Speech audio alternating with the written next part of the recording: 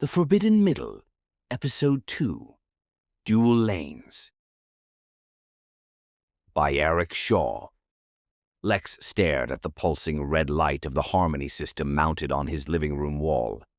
3 days under house arrest, and the unit had been upgraded twice, each time with enhanced monitoring capabilities. Its unblinking eye tracked his movements across the apartment, its sensors measuring his physiological responses to the mandatory red news broadcasts. "Loyalty begins with vigilance," announced the stern-faced presenter on screen. "Report all gray tendencies immediately." The irony wasn't lost on Lex. Here he was, officially classified as gray, yet forced to consume hours of content vilifying people like him. His modified badge maintained a weak but steady red glow, just enough to avoid triggering additional scrutiny. The house arrest monitoring bracelet on his ankle ensured he couldn't leave the apartment, but at least Director Pierce hadn't immediately sent him for correction. That was the one advantage of having a high-ranking red enforcement father, though Lex doubted Damon's protection would last much longer. A soft tone indicated an incoming communication on his secure device. Lex glanced at the Harmony system, which registered all communications.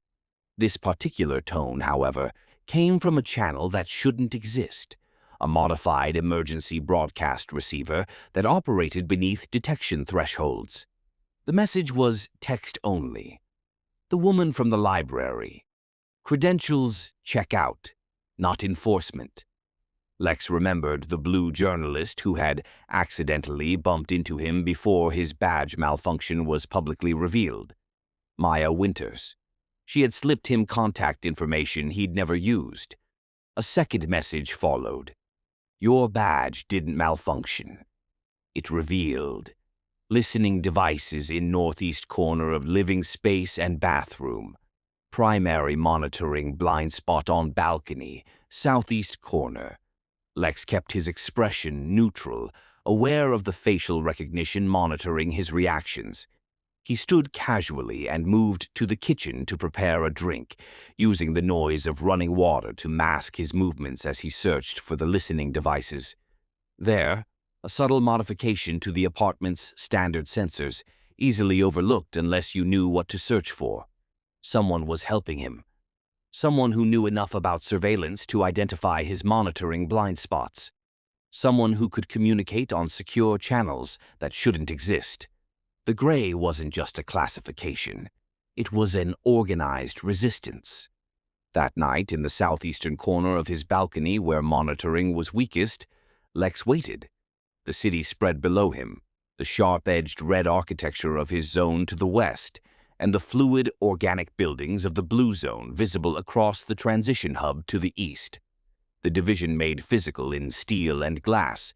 From this vantage point, the city resembled the model his father had once shown him during a "take your child to work" day, a miniature metropolis with its clean, perfect boundaries. "This is what saved us," Damon had said, pride evident in his voice. "Clear divisions, clear purpose." Young Lex had nodded obediently, but felt a twist of unease he didn't understand. Even then, something about those stark borders had troubled him, a wordless question he couldn't articulate. His hand trembled slightly as he activated the device Maya had given him in the library, a simple contact method masquerading as a journalist's information chip. The response was immediate.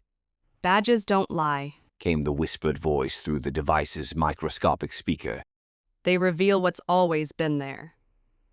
"Who is this?" Lex kept his voice below the threshold of the surveillance system. "Someone like you? Someone who sees both sides?" "How did you access my home systems? That's a security breach that would trigger—" "We know what triggers what," the voice interrupted. "just like we know you've been gray for years without realizing it. Your consumption patterns, your work interests, your private search queries, all balanced between alignments." Lex felt his chest tighten. "If that were true, I would have been flagged years ago." You were. Your father's influence kept you from formal classification, but you've been on the monitoring list since you were 17. The implications hit Lex like a physical blow. His entire adult life, his careful compliance, his deliberate red behaviors, had been a performance observed by authorities who already suspected him. The room seemed to tilt around him. 17, that was when he'd been caught with those banned pre-division history texts. His father had been furious, but the matter had disappeared. Or so he'd thought. Why contact me now? Because your public classification makes you valuable. You have access to red security systems, knowledge of enforcement protocols, and most importantly, you have a naturally gray perspective, the ability to see merit in both red, order, and blue community. Lex leaned against the balcony rail, mind racing. And what exactly does that get me, besides a one-way ticket to correction? A chance to understand what's really happening. There's somewhere you need to go, someone you need to meet. I'm under house arrest. I can't leave. The voice had a smile in it now. That's where you're wrong. Look under the left side of your balcony planter. Lex found a small device, no larger than his thumbnail. Temporary badge stabilizer, stronger than what you've been using, and a monitor bypass for your ankle tracker. You have a 6-hour window tonight while the system runs automated updates. How do you know these details? Because we're everywhere. Red enforcement, blue compliance. The division created us, but it couldn't contain us. The enormity of what was being suggested, a network of gray sympathizers embedded throughout the system, seemed impossible. The penalties for harboring gray tendencies were severe. The idea that people would risk everything. Why should I trust you? You shouldn't. Trust no one. But ask yourself, what choice do you have? Correction is scheduled for you in 3 days. Your father can't delay it any longer. Lex hadn't known that, but it made sense. Even Damon's influence had limits when faced with a confirmed gray classification. Where would I go? The Blue Bookstore on the east side of Transition Hub F. Ask for a book called The Middle Path. You'll be guided from there. The connection terminated, leaving Lex alone with a decision that would irrevocably change his life, remain for certain correction, or flee into unknown territory with dubious allies. He stared at the blue zone across the divide, a world as foreign to him as another country. He'd spent his entire life in red structure and hierarchy. The thought of navigating blue social dynamics was almost as terrifying as correction. Almost. The transition hub between red and blue zones was designed for necessary economic and governmental exchange, not casual crossing. Armed guards from both alignments maintained careful watch over the segregated walkways.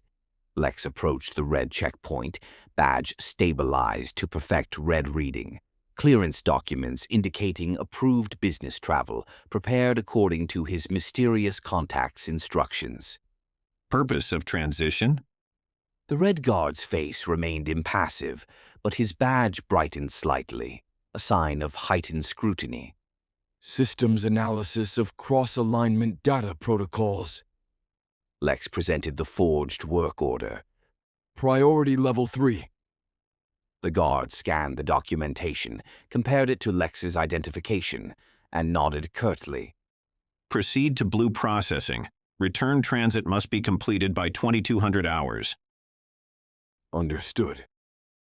Lex moved through the sterile corridor separating red from blue, the literal no-man's land of the transition hub. Screens along the walkway displayed propaganda from both alignments, placed to reinforce loyalty before citizens encountered the dangerous thinking of the opposite zone. At the blue checkpoint, the difference in approach was immediately evident. The blue guard smiled pleasantly, conducted the same rigorous security check, but framed it as community protection rather than enforcement. Welcome to Blue Zone East. Will you require assistance finding your destination? No, thank you. I've been briefed on the location. Wonderful. Please remember that your red zone behavioral patterns may cause discomfort to blue citizens. We encourage visitors to observe local interaction customs. The guard placed a friendly hand on Lex's arm. Lex's body instantly stiffened, his posture straightening to attention. A red zone reaction to uninvited physical contact from someone of lower authority. The guard's eyes narrowed slightly. Sorry. Lex managed, consciously relaxing his shoulders, forcing a smile. Still adjusting to cross-alignment protocols. Of course. The guard nodded, but his gaze lingered a moment longer than necessary. Enjoy your visit to our community? Lex nodded, already uncomfortable with the extended eye contact the blue guard maintained. In the red zone, such direct gaze would be considered a challenge to authority unless coming from a superior. Passing through the final security scan, Lex entered the blue zone. The sensory shift was immediate. Curved architecture, sustainable materials, collaborative spaces rather than directed pathways. Where red design emphasized clarity and order, blue created organic flow and connection. People moved differently here, more physical contact, more animated conversations, groups rather than individuals. Their badges pulsed gentle blue in rhythmic patterns that seemed to synchronize during interactions. Following his instructions, Lex located the bookstore, its entrance designed to blend with surrounding structures rather than stand out. Inside, book displays emphasized communal knowledge and multiple perspectives, rather than authoritative texts. A blue attendant approached, her movements fluid where red service would be efficient and precise. How might I help you discover what you're seeking today? Her phrasing, indirect, open-ended, was typical blue communication. I'm looking for a book, Lex said, then caught himself adjusting to blue speech patterns. Perhaps you might have The Middle Path. I've heard it offers fascinating perspectives. The woman's expression shifted subtly. Recognition, then caution. Her eyes flicked to his badge, its red coloration marking him as an outsider. That particular resource isn't generally requested by red visitors. I find value in diverse viewpoints, Lex replied carefully. She nodded once. The historical section, back corner. You'll find what you're looking for on the bottom shelf.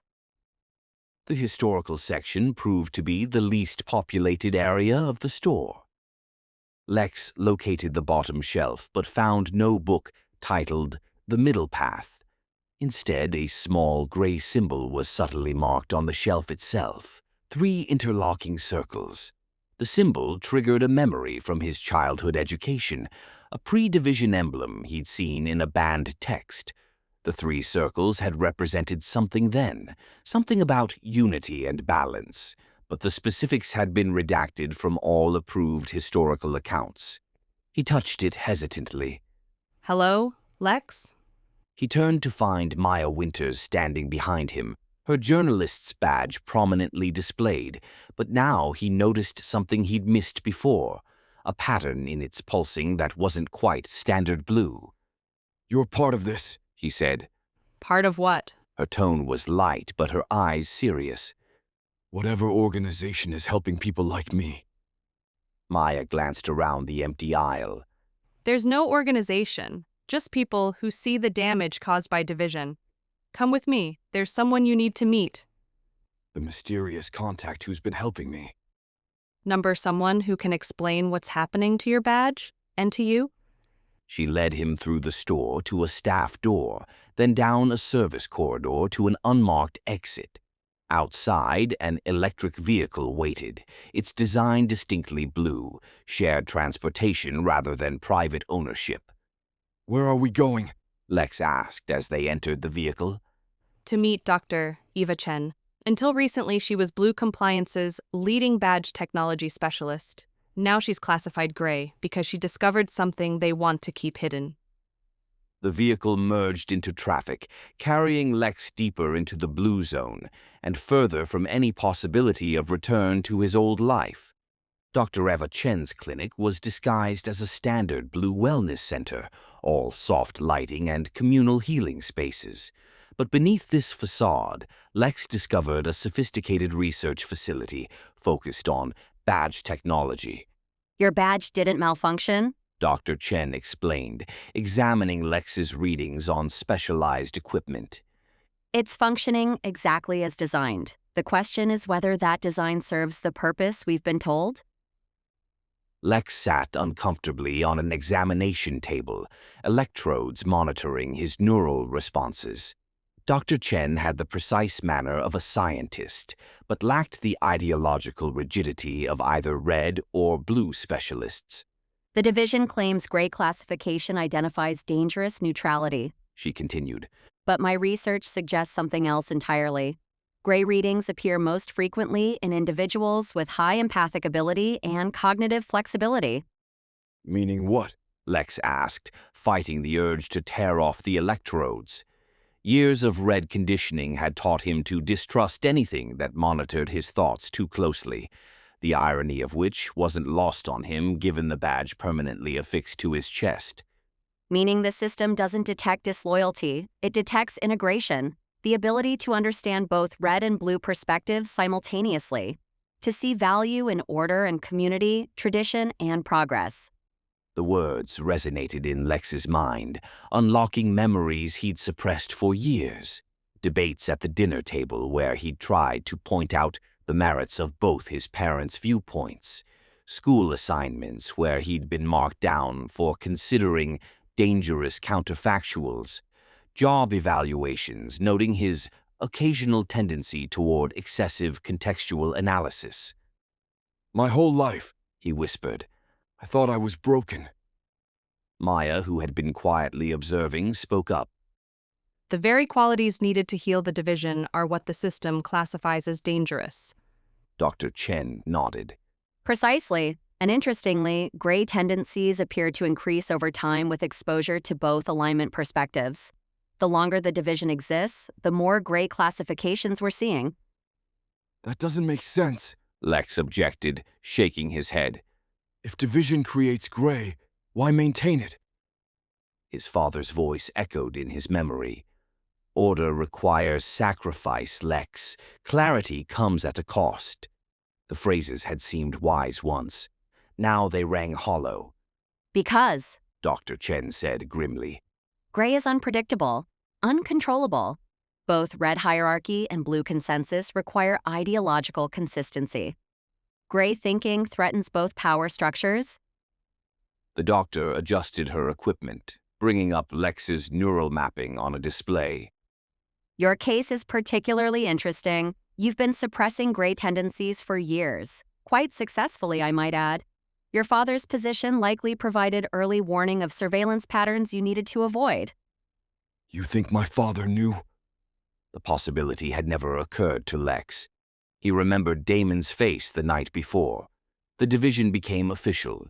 How he'd stood at the window, watching military vehicles move into position, his expression unreadable. "We'll be safe now," he'd said, but there had been something in his voice Lex couldn't identify. Not entirely conviction, not entirely certainty. Dr. Chen and Maya exchanged glances. We know he intervened 3 times to prevent your formal classification. Maya said gently. The last time was just 6 months ago. The revelation struck Lex like a physical blow. His father, the embodiment of red loyalty, had been protecting him while knowing his true nature. Everything Lex thought he understood about Damon Crane shifted. Lex remembered his father's cold certainty at family dinners, his unwavering enforcement of red protocols in their household after Lex's mother was gone. The idea that this same man had knowingly protected him from a system he enforced, it fractured Lex's understanding of their relationship. Had every stern lecture on loyalty been a cover? Every disappointed look when Lex questioned red doctrine actually masking relief that his son still thought for himself? How could he justify that? Lex wondered aloud, his voice rough with emotion. To himself, I mean. He believes in the division. Perhaps, Dr. Chen suggested. his love for his son transcends his ideology. It wouldn't be the first case I've seen where family bonds override alignment loyalty. The doctor removed the monitoring electrodes and handed Lex a more sophisticated badge modifier than the one he'd been using. This will help stabilize your readings, but it's temporary. Long term, you'll need to make a choice. Return for correction, attempt to pass as red or blue permanently, or Or what? Lex prompted. join others like you, people working to expose the truth about gray classification, and ultimately about the division itself. The resistance. Lex said, the concept still feeling foreign on his tongue. We don't use that term. Maya corrected. Resistance implies opposition only. What we're working toward is integration, healing. Integration. The word echoed in Lex's mind, bringing forth the memory of that symbol in the bookstore. 3 circles, interlocked. Not separate, not opposing, but interconnected. A visual representation of what Dr. Chen was describing. The natural human tendency toward wholeness that the division had fragmented. As they moved through the clinic, Lex noticed the same symbol, 3 interlocked circles, etched subtly into the frame of a doorway, nearly invisible unless you were looking for it. Then again on the edge of a medical tablet.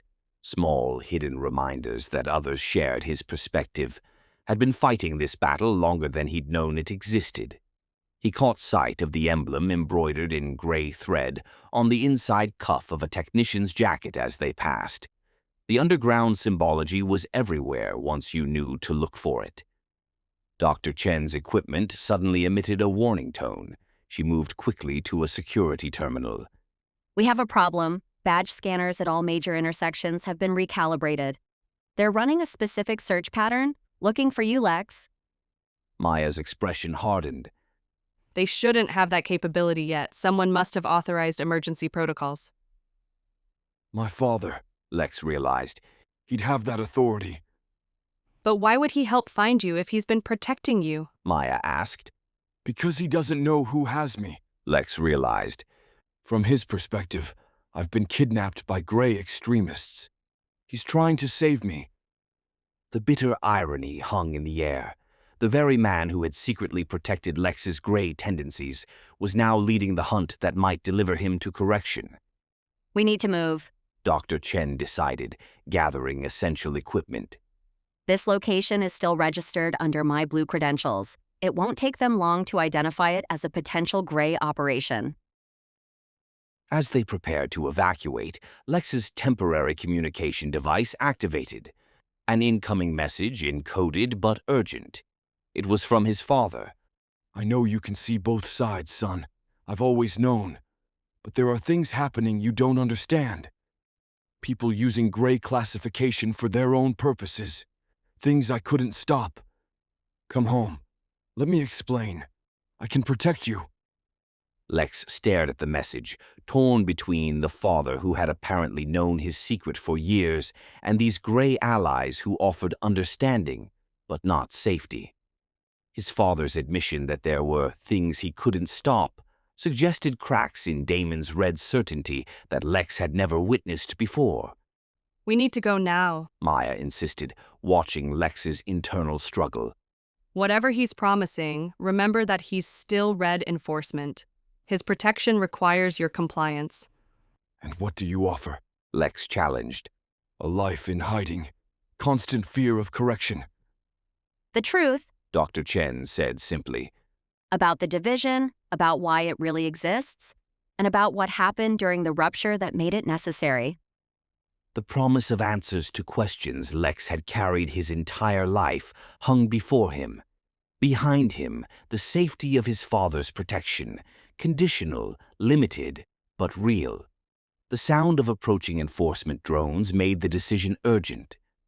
Red or blue, flight or return, truth or safety. No time for the middle ground. It would be so easy, one call, one word, safe again, caged again. The familiar comfort of his old life, even with its secrets and lies, pulled at him with surprising strength. To be the son his father wanted, to pretend once more, to survive in a world he understood, even if that world rejected his true nature. Lex closed his eyes, remembering his father's hand on his shoulder, the day his mother was taken to the blue zone. Sometimes we must choose, son, Damon had said, his voice tight with an emotion Lex couldn't identify then. even when both options break our hearts. The memory should have pushed him toward forgiveness, toward return. Instead, it crystallized his resolve. If the system could tear apart a family over ideology, perhaps the ideology itself was flawed. Perhaps integration wasn't just a personal tendency, but a necessity for healing a fractured world. Truth might not set you free. It might break you open instead. But perhaps that breaking was necessary to rebuild something whole. Lex silenced the communication device and nodded to Maya. Let's go. As they moved toward the rear exit, Lex glanced back at the clinic with its carefully designed blend of red efficiency and blue community. The contrast between the two worlds, so jarring from inside either, seemed less significant now. Two halves of a whole, artificially separated. Like the paths before him now, one leading back to the security of his father's protection, the other forward into unknown danger with these gray allies. Two doors, two futures. But while the division demanded choosing sides, Lex was beginning to understand that real strength might lie in the integration of both. He stepped through the doorway, choosing truth over safety, complexity over certainty, choosing, finally, the forbidden middle. No longer red, not yet blue. The middle, his own. Through the vehicle's rear window, Lex caught one last glimpse of the red zone skyline, angular, orderly, familiar, silhouetted against the evening sky. The world that had shaped him, confined him, and now hunted him, receded as they turned a corner and disappeared into the blue zone darkness. It was still part of him. It always would be. Next, as enforcement closes in, Lex discovers the buried history of the division and his family's unexpected role in creating the world that now hunts him, with its secrets and lies pulled at him with surprising strength. To be the son his father wanted, to pretend once more, to survive in a world he understood, even if that world rejected his true nature. Lex closed his eyes, remembering his father's hand on his shoulder, the day his mother was taken to the blue zone. "Sometimes we must choose, son," Damon had said, his voice tight with an emotion Lex couldn't identify then. Even when both options break our hearts. The memory should have pushed him toward forgiveness, toward return. Instead, it crystallized his resolve. If the system could tear apart a family over ideology, perhaps the ideology itself was flawed. Perhaps integration wasn't just a personal tendency, but a necessity for healing a fractured world. Truth might not set you free. It might break you open instead. But perhaps that breaking was necessary to rebuild something whole. Lex silenced the communication device and nodded to Maya. Let's go. As they moved toward the rear exit, Lex glanced back at the clinic with its carefully designed blend of red efficiency and blue community. The contrast between the two worlds, so jarring from inside either, seemed less significant now. Two halves of a whole, artificially separated. Like the paths before him now, one leading back to the security of his father's protection, the other forward into unknown danger with these gray allies. Two doors, two futures. But while the division demanded choosing sides, Lex was beginning to understand that real strength might lie in the integration of both. He stepped through the doorway, choosing truth over safety, complexity over certainty, choosing, finally, the forbidden middle. No longer red, not yet blue. The middle, his own. Through the vehicle's rear window, Lex caught one last glimpse of the red zone skyline, angular, orderly, familiar, silhouetted against the evening sky. The world that had shaped him, confined him, and now hunted him, receded as they turned a corner and disappeared into the blue zone darkness. It was still part of him. It always would be. Next, as enforcement closes in, Lex discovers the buried history of the division and his family's unexpected role in creating the world that now hunts him,